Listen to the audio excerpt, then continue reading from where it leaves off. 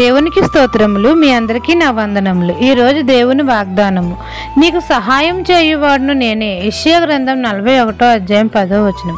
సైన్యములకు అధిపతి అయిన యెహోవా మనకు సహాయం చేయువాడు నేనే అని మనతో సెలవిస్తున్నారు. రాజులను నమ్ముట కంటే యెహోవాను ఆశ్రయించుట మేలు. మన తండ్రి మనకు తోడుగా ఉన్నాడు కాబట్టి మనము దేనికి భయపడిన అవసరం లేదు. ఎటువంటి సమస్య అయినా, వ్యాధి బాధలైనా, చింతలైనా, కలవరమైనా దేవుని సన్నిధిలో మనం మొరపెట్టాలి. ఆత్మతోనూ సత్యంతోనూ తండ్రిని మనము యేసయ్య నామంలో ఆరాధించాలి. అప్పుడు దేవుడు మనకు వెంటనే సహాయం చేసి మన ప్రతి సమస్యలన్నిటి నుండి విడుదల దయచేస్తాడు. మనకు సమాధానాన్ని కలగజేస్తాడు. దేవుడే మనకు సహాయం చేస్తుంటే నరమాత్రుడు ఏమి చేయగలడు? మన ప్రభువైన యేసుక్రీస్తు సాతానును తన కాళ్ళ క్రింద చితక తొక్కించాడు. కాబట్టి మనం అన్ని విషయాల్లో యేసయ్య నామంలో విజయం కలుగుతుంది. మనకు సహాయం చేయుటకు తండ్రి ఆకాశవాహనుడే వస్తాడు.